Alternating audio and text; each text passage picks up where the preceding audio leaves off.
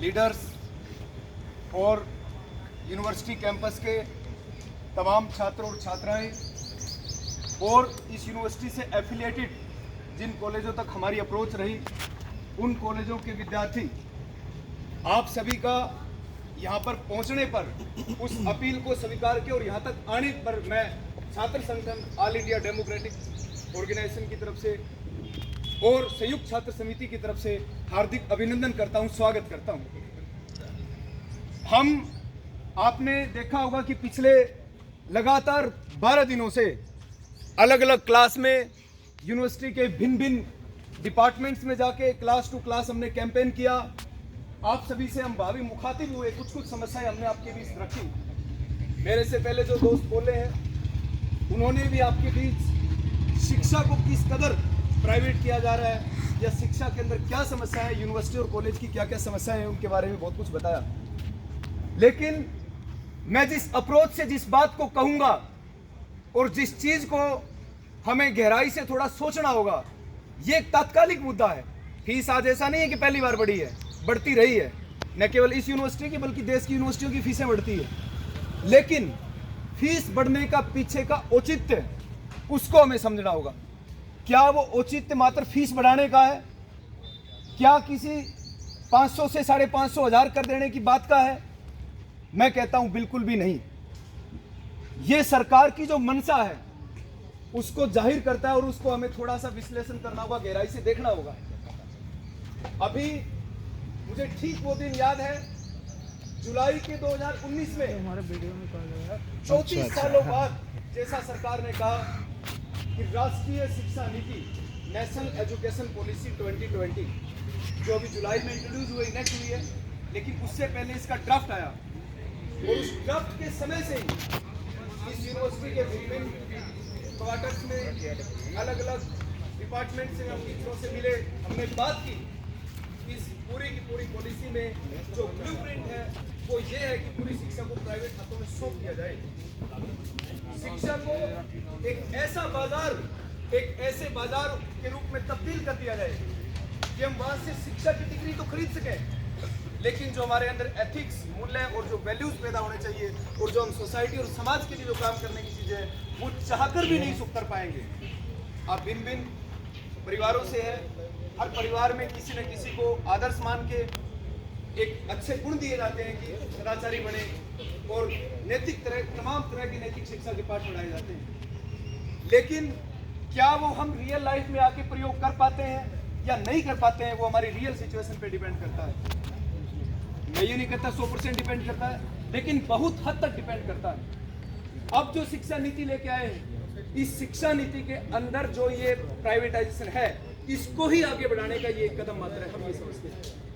क्योंकि इससे पहले बात रखी गई कि हैफा हायर एजुकेशन की फंडिंग एजेंसी, अब जो ग्रांट मिलता था यूनिवर्सिटी को उसको लोन देंगे, और लोन सब में ही नीच है कर्जा, जैसे हम कर्जा बोल देते हैं सीधी भाषा में, तो कर्जा लेंगे और कर्ज लेकर इन यूनिवर्सिटी को चलाएंगे और फिर बाद में उस कर्ज को चुकाने के लिए आप और हमारे जैसे जो स्टूडेंट्स हैं उनकी फीस भरना लाजमी है, और वही ये हो रहा है। शिक्षा नीति में और बहुत सारी चीजें हैं, उन सबको विस्तार से अगर बोले, उसका एनालिसिस करें तो शायद 1 घंटा भी कम है कि किस कदर वो शिक्षा को खत्म कर रहे हैं। लेकिन आप रियल लाइफ से जोड़ के देखिए, जिन परिवारों से, जिन घरों से आते हैं, अब सेल्फ फाइनेंसिंग स्कीम के तहत एसएफएस जो कोर्स लाए जा रहे हैं, हर साल हर यूनिवर्सिटी के अंदर एक करके बढ़ाए जा रहे हैं। कहने वाला कह देगा ठीक है, एजुकेशन का लेवल बढ़ रहा है, ये हो रहा है, ये बातें आती भी स्टूडेंट्स के बीच में। लेकिन ये जो कदम है, ये शिक्षा को बेचने की ओर, माल में तब्दील कर देने की और कमोडिटी बनाने की ओर ये कदम है। मैं लॉ का विद्यार्थी हूँ और बहुत सारे अलग अलग डिपार्टमेंट से यहाँ स्टूडेंट्स बैठे हैं। एंट्रेंस एग्जाम दे के अगर वो ऐसे घर से है जहाँ वो लाखों रुपए फीस नहीं दे सकता, लेकिन उसका सपना है कि वो लॉ डिपार्टमेंट में एक स्टूडेंट रहे, लॉयर बने। अगर उसका सपना है कि वो एक इंजीनियर बने, भले ही उसको पढ़ के एंट्रेंस दे सकता, उसके अंदर क्वालिटी है, लेकिन उनके पास पैसा नहीं है लाखों रुपए खर्च करने के लिए। इसीलिए इस सपने के तहत आज तक ये यूनिवर्सिटियां पूरा करती रही, तमाम समस्याओं के बावजूद भी। लेकिन अब एक मैं एग्जाम्पल के तहत रियल लाइफ से कनेक्ट कर रहा हूँ। यही लॉ हमने हमारे डिपार्टमेंट में 3 साल के कोर्स में 15,000 रुपए मैक्सिमम बता रहा हूँ, 3 साल की फीस हम उस लॉ को कर देंगे। क्या यही 15,000 रुपए अगर आप लेके जाओगे CR लॉ कॉलेज में या किसी और लोग प्राइवेट कॉलेज में, क्या आपको घुसने भी देंगे? आप बताइए, 15,000 में कोई प्राइवेट इंस्टीट्यूशन आपको लॉ करवा सकता है क्या? नहीं करवाएगा। तो इस बात का परिणाम यह है कि या तो आप इस सपने को, लॉयर बनने के सपने को अपना दबा दीजिए, या फिर लाखों रुपए देके आप प्राइवेट इंस्टीट्यूशन में जाइए। रिक्शा वाला, ठेला वाला, बस चलाने वाला और यहाँ गार्ड तमाम तरह के जो नौकरी करते हैं, वो इस बात को बखूबी जानते हैं जिन परिवारों से आते हैं। वो लोग जब उनको कहा जाए कि 1,10,000 रुपये सालाना फीस है फर्स्ट ईयर की, आप जमा करवा दीजिए, तो वेरी ऑब्वियस वो नहीं करवा पाएंगे। इसका परिणाम है कि उसको अपना सपना है वो दबाए रखना पड़ेगा। यही होने जा रहा है और यही हो रहा है। इंजीनियरिंग डिपार्टमेंट, यहां करो इंजीनियर या किसी प्राइवेट इंस्टीट्यूशन से, लगभग उनकी फीस सेम है। इसका मतलब क्या है? या तो आप अपने घर बैठे लेबर बने, कुछ और करें, रिक्शा चलाए, ठेला चलाए, क्योंकि आपके माँ बाप भी चलाते रहे, काम करते रहे, या फिर आप एक अपना वो सपना पूरा करें। अब तक यूनिवर्सिटियां तमाम खामियों के बावजूद उन चीजों को पूरा करता रही है, लेकिन अब जो ये चीजें आ रही है, इनके तहत ये चीजें हो नहीं पाएगी। UIT डिपार्टमेंट का मैंने जिक्र किया, या और दूसरे डिपार्टमेंट्स, होटल मैनेजमेंट की बात कर लो। होटल मैनेजमेंट यही प्राइवेट से करोगे, लाखों रुपए आपको फीस चुकानी पड़ेगी। यहां से करोगे, यहां अब उसको SFS कर दिया, इसमें भी लाखों चुकानी पड़ेगी। कहने का मतलब यहां से करिए या बाहर से करिए, बात बराबर है। कहते कोई चीज को, एक देसी भाषा में आपने कहावत सुनी है कि उंगली पकड़ के और किसी को गप्फी भरना, थब्बा भरना जिसको कहते हैं एकदम देसी भाषा में। तो ये सरकार की मनसा है कि आज हमारी ये हाथ को, ये उंगली को पकड़ रही है, चेक कर रही है कि ये 10,000 दे देंगे कि नहीं, 5 के 10 दे सकते हैं, ये नहीं बोल रहे तो ठीक है। इसका मतलब ये और दूसरे कोर्स भी साइन कर लेंगे। इसका मतलब आज ये इसको साइन कर रहे हैं तो कल इसको भी यहाँ से पकड़ेंगे तब भी साइन करेंगे, और ऐसे करते करते पूरे इन यूनिवर्सिटियों को एक तरह से डिग्रियों के मॉल, शॉपिंग मॉल के रूप में तब्दील कर देंगे। अब दिमाग में क्वेश्चन ये भी आ सकता है कि क्यों ना करें? अगर पढ़ाई का स्तर बढ़ता है तो हम क्यों प्राइवेट ना करें? लेकिन समझना होगा कि आज ये यूनिवर्सिटीज बनी है, आज ये कॉलेज आपके तरफ जो चारों बने हैं, इनके इतिहास में अगर आप जाके देखेंगे कि इनकी जमीनें किसने दी, वो तमाम लोग जिनकी शिक्षा कोई बहुत ज्यादा नहीं थी, वो किसी भी समाज से रहे हो, उनकी शिक्षा बेसिक ज्यादा नहीं थी, लेकिन वो समझते थे कि शिक्षा बेसिक नीड है, बुनियादी चीज है, इसलिए इसके लिए उन्होंने अपनी जमीन, अपनी जायदाद, एक एक रुपए इकट्ठा करके, एक एक ईंट लगा करके इन भवनों को खड़ा किया, और देश के गरीब से गरीब, सोसाइटी के, समाज के गरीब से गरीब छात्र इसके अंदर पढ़ सके, इसलिए उनको वो रखा गया। लेकिन आज क्या है? उन्हीं को ही प्राइवेट हाथों में सौंप रहे हैं। वही जो अब किसान आंदोलन था, वो इसी बात को लेके था कि हमारी जमीन, हमारी मेहनत, हमारा काम, हमारा कर्म, और आप उसको एक किसी कॉर्पोरेट को मुनाफा कमाने के लिए नहीं दे सकते। तो ये गहराइयां हैं, इनको हमें समझना होगा। रूट कॉज होगा, फीस की बात होती तो बात ही नहीं है, बढ़ती रही है, बढ़ती है। अब की साल का बजट जो कि यूनिवर्सिटी का, अब की साल का बजट अब तक पास नहीं किया गया। क्यों नहीं किया गया?